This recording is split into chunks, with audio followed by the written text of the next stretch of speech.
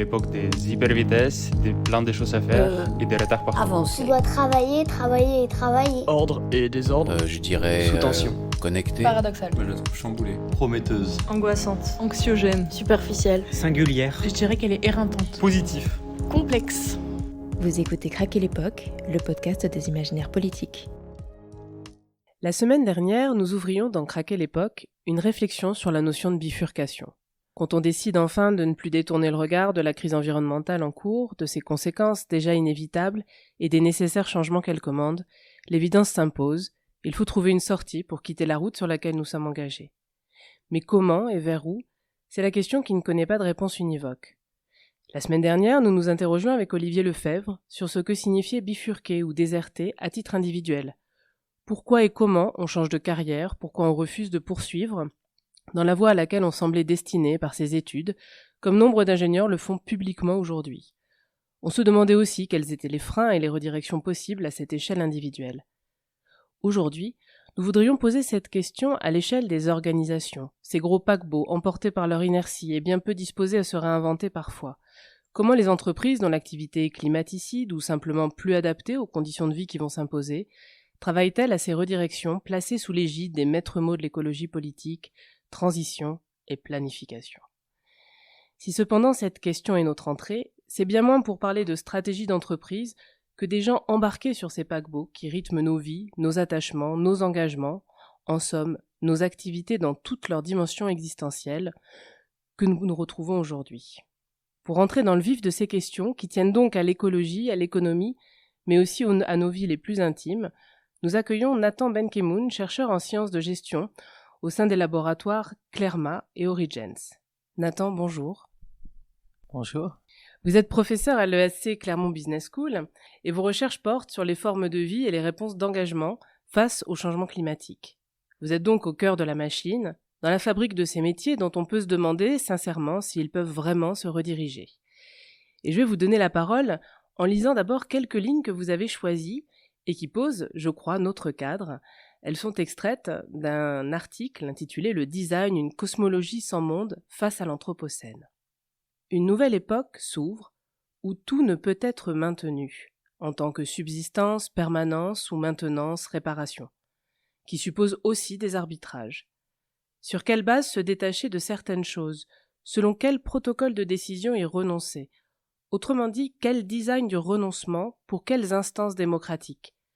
Apporter des réponses à ces questions est une condition sine qua non pour rejeter le fascisme qui guette aujourd'hui. Nous demandons à nos invités dans ce podcast de nommer l'époque, traditionnellement en début de podcast. Commençons par là. Notre époque est-elle, avec ces lignes que vous venez de nous donner, celle du renoncement, du détachement nécessaire ? Est-ce que vous la qualifieriez autrement ? Oui, alors d'abord, merci beaucoup pour votre invitation. Je pense que l'époque que nous traversons, alors c'est toujours délicat de nommer une époque, de la qualifier précisément, mais je pense que l'époque dans laquelle nous sommes, en tout cas c'est ma manière de la qualifier aujourd'hui, elle est délicate. Délicate, c'est un mot que j'aime bien parce qu'il est polysémique. C'est un mot qui permet à la fois de dire que beaucoup de sujets sont extrêmement sensibles et ils viennent toucher effectivement à l'intime de nos existences, mais délicate, c'est aussi la délicatesse que ces situations dans lesquelles nous sommes prises et pris collectivement impliquent une forme de tact et une forme de délicatesse. Et donc j'aime bien cette idée d'une époque délicate. Elle est délicate parce qu'elle est à la fois compliquée, on est pris dans des choses, dans des situations qui sont compliquées, et cette complication implique une forme de tact qu'on peut qualifier de tact ontologique ou de tact cosmologique, c'est-à-dire prendre soin de ces situations. Et cette délicatesse, est-ce que c'est aussi peut-être le mot, le principe, disons, par lequel on peut ou on devrait aborder ces choix qu'on évoquait dans le texte précédent, ces choix d'arbitrage, ces choix qui amènent à des formes de renoncement. Est-ce qu'on peut la rattacher justement, la mettre à la racine de ces arbitrages, face notamment à ce que vos collègues, auteurs aussi de ce texte, nomment les communs négatifs, ces héritages, ces héritages négatifs, hein, avec lesquels il faut trouver une attitude nuancée, progressive, tâtonnante peut-être? Oui, alors le concept de commun négatif a été beaucoup retravaillé ces dernières années par un philosophe qui s'appelle Alexandre Monin, et c'est un concept qui s'inscrit dans une histoire. Comme tout concept, il n'est pas hors sol, on n'a pas inventé un concept en se réveillant un matin, mais ce concept s'inscrit dans une histoire de la pensée, et c'est un concept qui émerge dans un contexte où dans les champs de l'écologie politique et dans les milieux associatifs, dans ce monde-là, cet univers-là, on parlait à l'époque beaucoup de commun. Notamment avec la prix Nobel d'économie Elinor Ostrom, on parlait de commun pour qualifier des processus de mise en gestion collective de ressources, matérielles ou immatérielles, qui sont plutôt des ressources positives, des ressources désirables. Et finalement, la notion de commun est venue presque ouvrir un nouvel horizon d'émancipation au plan environnemental. Mais évidemment, à partir de cette idée d'ouvrir des horizons, de mettre en commun des ressources positives et désirables, on peut perdre de vue assez facilement, assez rapidement, l'idée que nos mondes sont tramés aussi d'infrastructures matérielles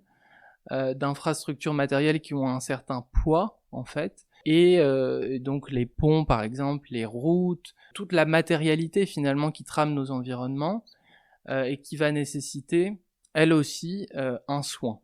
Au même titre que des ressources matérielles et immatérielles positives et désirables, on va avoir de l'autre côté des matérialités qui vont poser des problèmes et qui vont nous mettre dans des situations compliquées, des situations épineuses.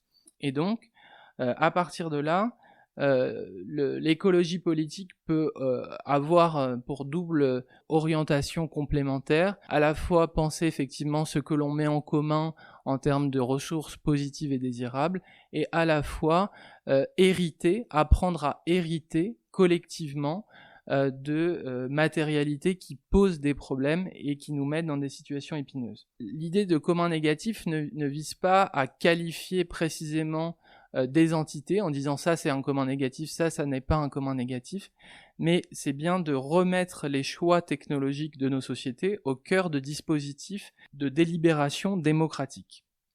Et donc le commun négatif suppose plutôt de faire reconnaître certaines réalités comme des communs négatifs à l'initiative de collectifs qui seraient concernés. Donc ça suppose des enquêtes, et donc il n'y a pas de commun négatif a priori. Le commun négatif surgit, ou en tout cas est qualifié au cours d'un protocole d'enquête. Pourquoi cette idée de commun négatif est importante ? Parce que elle permettrait justement de recréer des nouvelles solidarités à partir de l'idée d'une qualification de certaines réalités comme des communs négatifs, et apprendre à hériter collectivement et non plus subir des effets ou des conséquences délétères de nos choix techniques. Vous-même, vous travaillez sur des terrains qui mettent en jeu des organisations privées ou publiques. Est-ce que ce sont des terrains qui sont appelés à être définis comme des communs négatifs ? Enfin, est-ce que c'est le cœur de votre travail ? Est-ce que vous pouvez nous préciser un petit peu plus le cadre de votre recherche concrètement aussi pour qu'on la visualise ? Oui, bien sûr. Alors, j'enquête effectivement sur plusieurs terrains avec mes collègues, et notamment un terrain qui me tient à cœur. J'enquête auprès d'Emmanuel Bonnet, qui a initié une enquête auprès de la commune de Chastré, qui est une commune de montagne, mais de montagne qui est confrontée finalement à la fin et à la disparition de la neige, avec une petite station de ski qui probablement va devoir être amenée à fermer d'ici quelques années. Et donc, dans le cadre de cette enquête qu'on réalise avec Emmanuel Bonnet, l'idée c'est de de ne pas arriver avec une idée précise de ce que devrait être la redirection écologique. C'est-à-dire que la posture, justement, que l'on venait de définir, à savoir celle de l'héritage, c'est bien une posture qui consiste à ne pas arriver avec une idée précise, une idée déterminée de ce que devrait être une bonne redirection écologique. Et finalement, l'enquête n'est pas tant celle des chercheurs que celle des personnes qui sont confrontées à ces situations. Donc les résidents de la commune de Chastré, ce qu'on appelle là-bas les socioprofessionnels, donc les personnes qui vivent du tourisme à Chastré, les agriculteurs également, et les personnes qui travaillent à la réserve naturelle de Chastré. Et donc on réalise une enquête à partir des enquêtes qui sont réalisées par les personnes qui sont sur place à Chastré. Est-ce que vous pouvez nous en dire plus sur les enquêtes qui sont réalisées par les personnes qui sont sur place? En quoi consistent-elles? Oui, bien sûr. Alors, effectivement, le grand problème du changement climatique, c'est que il s'exerce de façon hétérogène, de façon disparate, dans des milieux qui sont différents. Et effectivement, on va avoir des milieux, comme ce milieu de la commune de Chastré, qui vont être plus directement confrontés à la question du changement climatique. Et donc Emmanuel parle de territoires, notamment de territoires sentinelles, pour dire que ces territoires vont être en première ligne des effets, des conséquences délétères du changement climatique. Et à partir de là, en réponse à cette situation, les collectivités territoriales vont s'emparer souvent de ce sujet et venir presque proposer des nouvelles orientations, des nouveaux futurs désirables pour ce territoire. Le problème, c'est que dans ces rapports-là au territoire de Chastré, les populations locales peuvent être dépossédées finalement du devenir, du futur de leur territoire. Et donc, faire exister une situation d'enquête et enquêter auprès de ces personnes qui enquêtent la situation, c'est aussi éviter de tomber dans une forme de solutionnisme où les choses pourraient être résolues rapidement, facilement, et se dire que on a plutôt affaire à une situation qui suppose que les personnes puissent se rencontrer et puissent investir pleinement cette question de leurs préoccupations, qui sont des préoccupations existentielles, vitales, et qui concernent le futur de leurs activités professionnelles, mais également personnelles. En fait, dans cette activité d'enquête que vous nous décrivez, c'est aussi une façon de former les futurs gestionnaires. En dehors même de votre travail dans l'école, dans l'ESC Clermont, c'est le fait qu'il faut penser, on a un peu cette caricature du gestionnaire Excel qui effectivement va avoir une gestion qui va tomber du ciel, qui va manager la transition, la planifier, peut-être au détriment, ou en tous les cas sans prendre en considération les personnes qui sont concernées. Et là, est-ce que ça serait une des voies par lesquelles changer même la pensée de la gestion, du management, celle-ci, cette voie que vous décrivez, et peut-être d'autres? Est-ce que vous pensez que c'est un vrai travail auquel il faut penser, cette formation des gestionnaires? Oui, merci beaucoup pour cette question qui est extrêmement pertinente. Donc c'est ce qu'on essaye de faire un petit peu dans nos formations à l'école de commerce de Clermont-Ferrand, parce que effectivement les sciences de gestion, pour les personnes qui connaissent pas les sciences de gestion, c'est une discipline qui est enseignée au même titre que le droit, que les autres disciplines universitaires. Mais dans ce paradigme des sciences de gestion, il y a une idée qui est très forte et très centrale, qui est l'idée de projet. C'est-à-dire qu'on va penser en projet, on va faire des projets, on va faire advenir des projets, que ce soit des projets de produits, des projets de services, des projets d'expérience. On va avoir une orientation projet qui va être très forte. Et l'orientation projet, c'est l'idée que la gestion, les sciences de gestion se posent au centre du monde pour améliorer l'habitabilité du monde. Donc, depuis leur origine, les sciences de gestion veulent augmenter nos possibilités d'existence, en démultipliant des futurs qui sont des futurs désirables toujours, des futurs très solaires, très lumineux. Et donc la gestion est très forte pour faire proliférer des futurs désirables. Le problème, c'est que la confrontation avec des situations réelles, des situations matérielles, où on est confronté directement aux effondrements écologiques en cours, cette confrontation-là, elle est très rare en sciences de gestion. Justement parce qu'on hérite d'une orientation projet et non pas d'une orientation enquête. Et donc, quand on opère effectivement ce déplacement de l'orientation projet à l'orientation enquête, on sort du régime de temporalité, qui est le régime de temporalité des sciences de gestion, qui est un régime rapide, qui est un régime où on veut tout de suite trouver la solution, on veut tout de suite résoudre le problème de gestion et répondre avec un nouveau projet, justement. Et comment on fait pour déplacer justement les outils de gestion existants? Et c'est ce qu'on essaye de faire justement à l'école de commerce de Clermont-Ferrand. Comment on fait pour déplacer ces outils de gestion, pour en faire plutôt des supports d'enquête, pour permettre aux étudiants justement de développer, de cultiver des arts de l'observation plutôt que des arts de la solution ou des arts du nouveau projet. Est-ce que le terme de déprojection, qu'emploie, je crois, Emmanuel Bonnet, est lié à ce refus du projet, à ce déplacement, en tout cas, de cette optique du projet?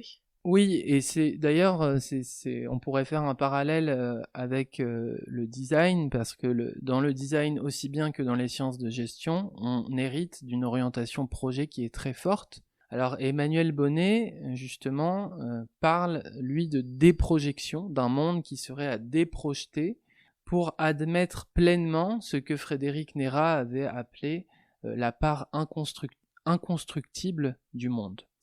Cette idée de part inconstructible du monde me semble tout à fait intéressante parce qu'elle permet de sortir, justement, d'extraire les sciences de gestion de cette production de futurs désirables et de déplacer les sciences de gestion pour endosser pleinement la nécessité d'hériter justement des communs négatifs dont nous parlions tout à l'heure, et hériter et aussi opérer des arbitrages, voire dans certains cas des renoncements, sur des bases démocratiques.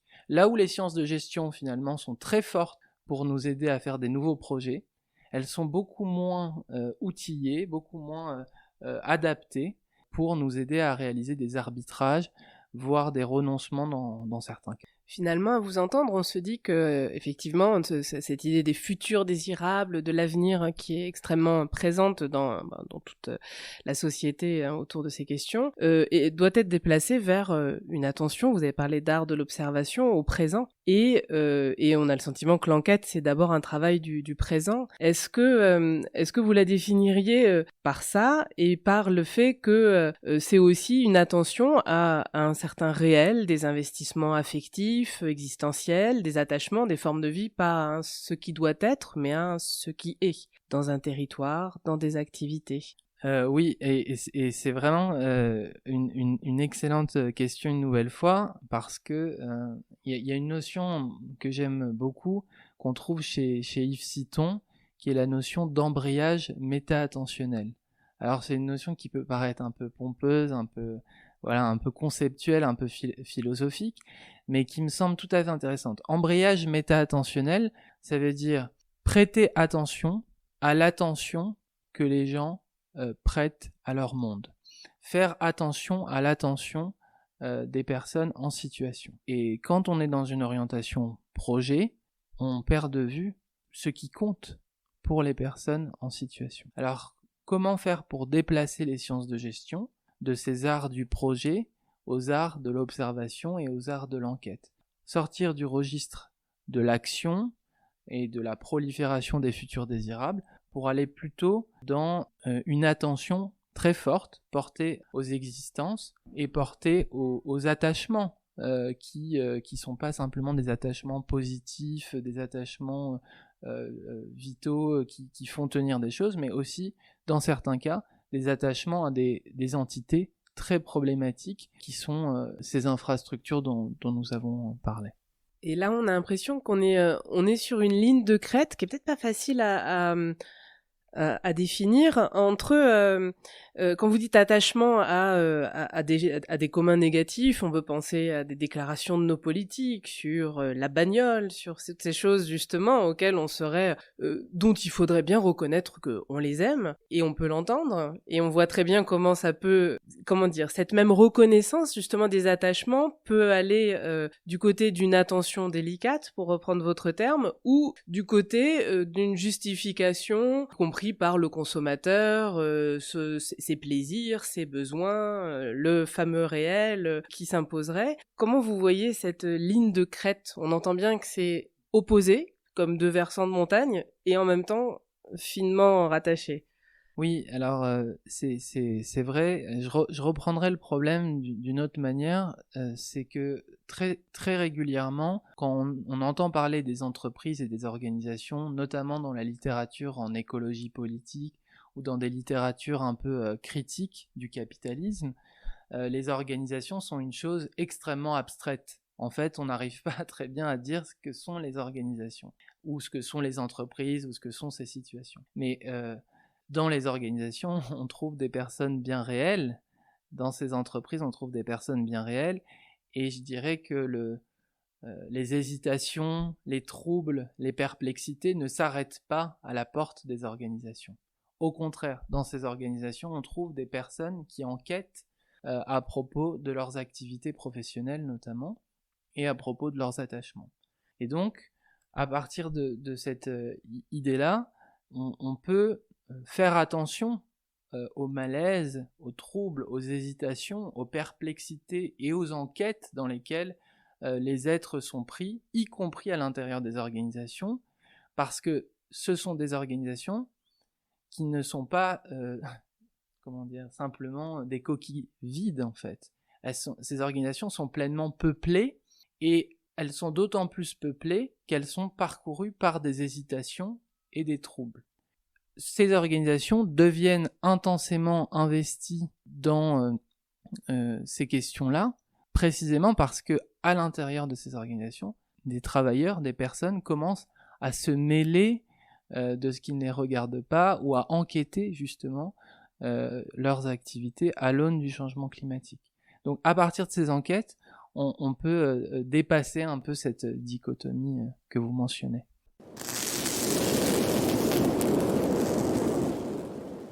Dans ces enquêtes, donc, ce que j'ai l'impression de comprendre, enfin, ce qui me semble comprendre, c'est que il y a quelque chose de dynamique aussi, c'est-à-dire que c'est prendre en compte, faire attention à des formes d'attention, faire attention à des attachements des gens, des peuples, mais c'est peut-être pas non plus les considérer comme des choses figées. Est-ce que l'enquête, on l'a vu, elle forme le gestionnaire, elle informe les gestionnaires. Est-ce que elle est aussi faite pour que que les personnes enquêtées puissent elles-mêmes prendre conscience de ce qui peut vaciller dans ces attachements, de ce qui est dynamique et non pas figé dans ces attachements? Finalement, est-ce que c'est aussi un travail sur elles-mêmes, que les personnes font sur elles-mêmes au travers de vos enquêtes? Oui, alors quand on dit enquêter, c'est vraiment enquêter à partir et avec, encore une fois, les enquêtes des personnes qui sont confrontées à ces questions et qui sont très, très souvent en demande que ce soit de connaissances ou en tout cas d'occasion d'échanger autour de ces questions. Donc ce sont bien des êtres qui sont pris dans des efforts pour se rediriger aussi. Et donc l'enquête vise plutôt à aider à faire surgir, à mieux cerner, à faire réaliser ces expériences sur un mode qui ne soit pas exhaustif ou héroïque, mais sur un mode qui soit le mode mineur justement d'une présence à ces enquêtes. Alors la vie bien sûr n'est pas que enquête, il y a des moments dans la vie où on enquête moins que d'autres, mais justement ce qui est intéressant avec le changement climatique, c'est que ça vient intensifier les troubles, les perplexités, les inquiétudes et aussi les enquêtes dans lesquelles les personnes se déplacent notamment vis-à-vis de leurs propres attachements, notamment vis-à-vis de leurs propres activités quotidiennes, toutes ces activités dans lesquelles elles se tiennent et dans lesquelles elles font tenir et elles font importer des choses. Et ce qui est important, et ce que j'entends dans votre question, c'est bien ce que l'enquête fait dans un sens pragmatique ou pragmatiste, comment l'enquête vient aussi exalter des efforts de réflexivité.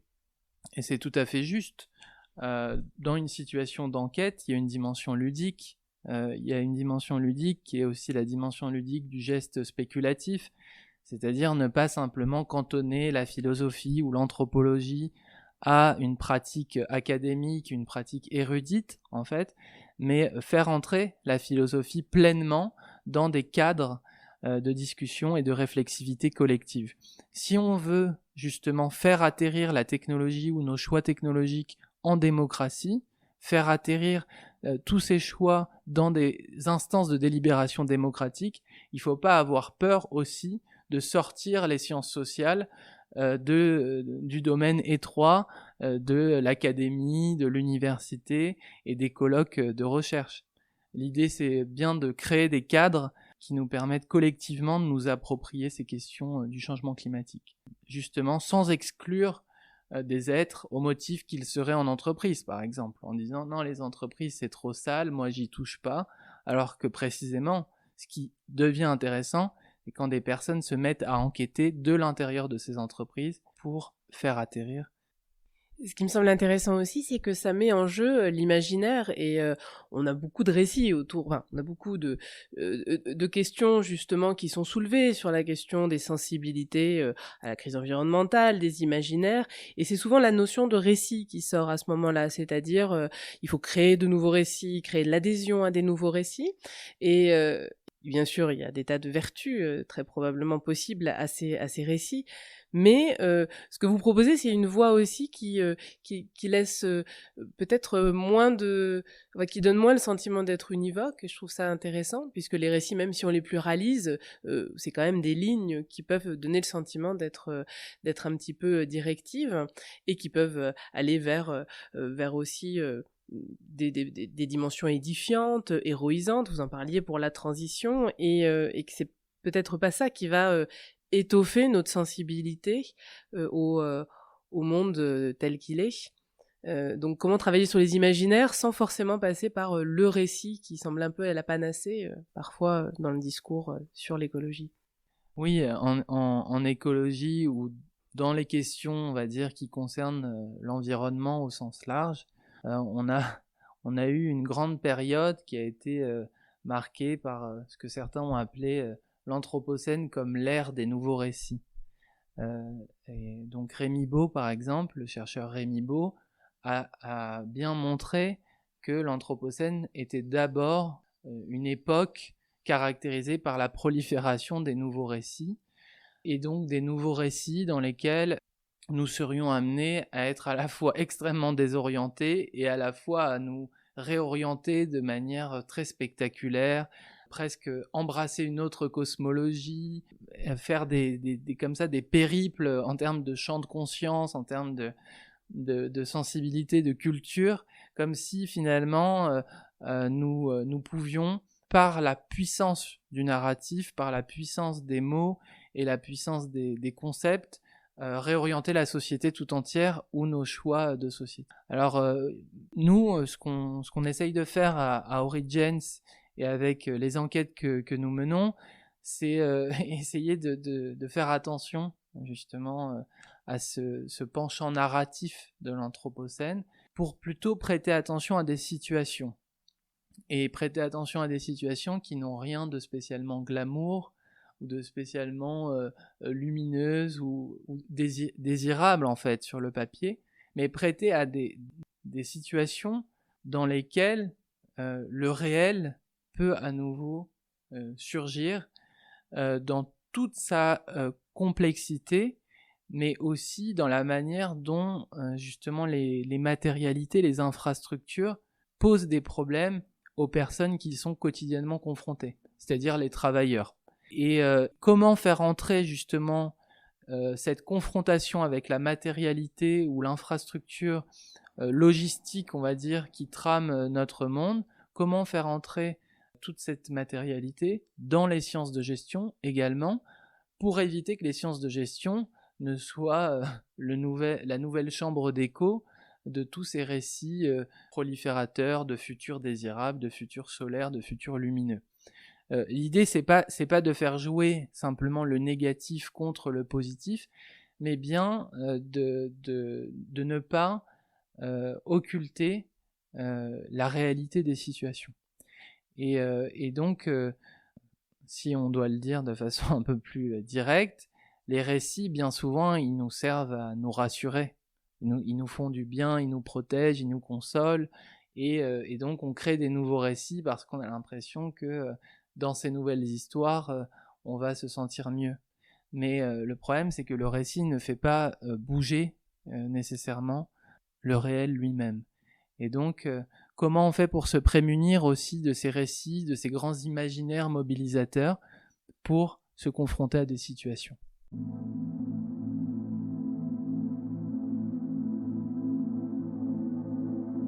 On the one hand, you let go of everything and you live in the eternal now, because that's all there is. See, memory is an illusion, it's all gone. So everything you know about that makes an impression on you is no longer there. That's the meaning of Maya. There is only the eternal now. There is only the present moment, never will be anything else. Because even what you're remembering is happening in the present. The memory is in the eternal now, isn't it? See? So it's all really absolutely here.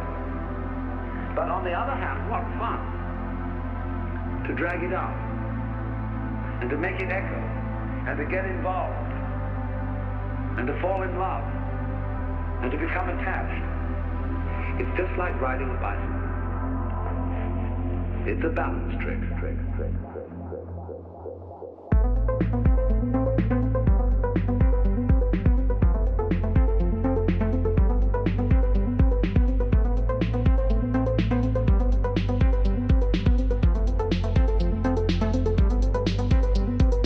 To drag it up and to make it echo and to get involved and to fall in love and to become attached. It's just like riding a bicycle. It's a balance trick.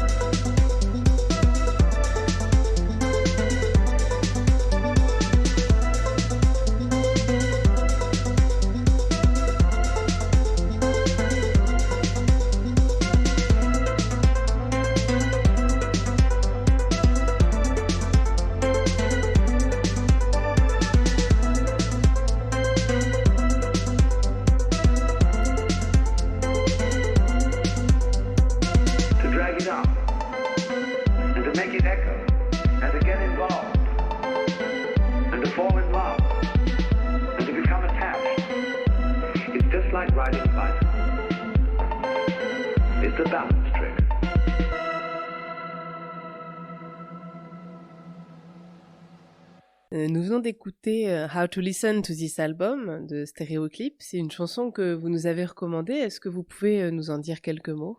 Oui, alors effectivement, j'ai choisi cette chanson que j'ai découverte un peu, je dirais 1 an environ après la fin de mon doctorat, et qui, en très peu de mots, comme souvent dans les chansons, résumait ou en tout cas donnait une forme d'éclat à des formes de vie que j'avais pu rencontrer pendant mon doctorat. Donc j'avais effectué pendant mon doctorat une enquête auprès de personnes qui s'engagent volontairement dans des démarches de déconsommation, de sobriété, et qui donc enquêtent leurs attachements à l'aune de cette idée de sobriété. Et donc dans cette chanson, si on prête bien attention aux paroles, faudrait la réécouter, mais si on prête bien attention aux paroles, il y a 2-3 moments où la question du sens de l'existence, la question du sens que l'on peut investir dans la vie, est renvoyée non pas à des choses, encore une fois, spectaculaires ou des choses flamboyantes, comme si la quête de l'existence devait nécessairement aller du côté d'un surcroît de signification, mais est renvoyé à des choses très modestes, des choses très petites, des activités en fait qu'on a toutes à un moment pu traverser, comme par exemple faire de la bicyclette. Donc voilà, il y a plein de petites activités très modestes qui viennent parsemer cette chanson, qui débute justement avec une invocation un peu mystique, quel est le sens de la vie, et qui descend petit à petit vers des activités très modestes. Et donc ça résonne beaucoup avec mes réflexions et mes questionnements, parce que généralement quand on parle de sobriété, que ce soit dans la presse ou que ce soit dans le développement personnel, mais aussi dans des ouvrages grand public comme La sobriété heureuse de Pierre Rabhi, on a très régulièrement une proposition qui est faite, qui est une proposition d'une forme de vie qui devrait incarner l'idéal de la forme de vie pour toutes les formes de vie. Donc la sobriété devrait ressembler à ça pour toutes les formes de vie. Ça devrait être la sobriété heureuse pour tout le monde ou telle autre proposition pour tout le monde. Le problème que ça pose, c'est que si on a une définition qui est comme ça trop précise, trop spécifique de la sobriété, on n'est pas du tout capable d'enquêter des engagements, d'enquêter des situations et d'enquêter des attachements. Donc il nous faut une définition, et c'est là où ça devient compliqué, il nous faut une définition de la sobriété qui soit pas inconsistante, qui soit pas vide de substance, mais qui soit pas non plus trop spécifique et qui n'ait pas un visage trop précis, au risque de faire de cette sobriété finalement une énième incarnation ou une énième histoire finalement à laquelle personne ne croit. Et c'est là qu'avec mon collègue Alexandre Monin, nous avons proposé un concept en réponse à celui de sobriété, qui vient en tout cas compléter celui de sobriété, qui est le concept de sobriété intensive ou de suffisance intensive. Et cette suffisance intensive permet de penser la sobriété sous un jour qui n'est pas seulement diminutif, mais qui pourquoi intensif? Pourquoi suffisance intensive ou sobriété intensive? C'est pour qualifier des formes d'expérience qui reposent sur des matérialités modestes, sur très peu de choses, mais qui engagent toute notre passion, tout l'être dans une recherche. Par exemple, chez les amateurs de musique, qu'a étudié notamment le sociologue Antoine Aignon, chez les amateurs de musique, on trouve un investissement qui est très très fort de cette passion musicale via des pratiques qui viennent permettre de progresser, de se former, d'accroître ses facultés. Et toutes ces passions-là, finalement, sont très peu voraces en énergie, ne nécessitent pas beaucoup d'équipement, ne nécessitent pas beaucoup de matérialité. Et donc, la suffisance intensive ou la sobriété intensive vient qualifier toutes les formes d'expérience, toutes les formes d'activité qui ne nécessitent pas nécessairement beaucoup de matérialité, mais qui permettent aux personnes de s'accomplir, de progresser et de, on va dire, renforcer ou consolider la consistance en fait de leur existence. Ce n'est pas seulement ce que nous faisons qui compte, c'est aussi l'acuité et la plénitude avec lesquelles nous ressentons ce que nous faisons. Savoir à quel point nous pouvons éprouver une telle sensation de satisfaction et de plénitude nous permet d'identifier, parmi tous nos comportements, ceux qui, dans nos vies, nous rapprochent le plus de cette plénitude. C'est peut-être avec ces mots d'Audre Lorde que vous nous avez recommandés que nous allons nous quitter. Ils font pleinement écho à ce que vous nous expliquez de l'expérience intensive de nos existences. Je vous remercie, Nathan Benkemoun. Merci beaucoup à vous. Craquer l'époque est un podcast produit par Radio Radio en partenariat avec Collatéral. Et cet épisode a été réalisé par Pauline Hachette.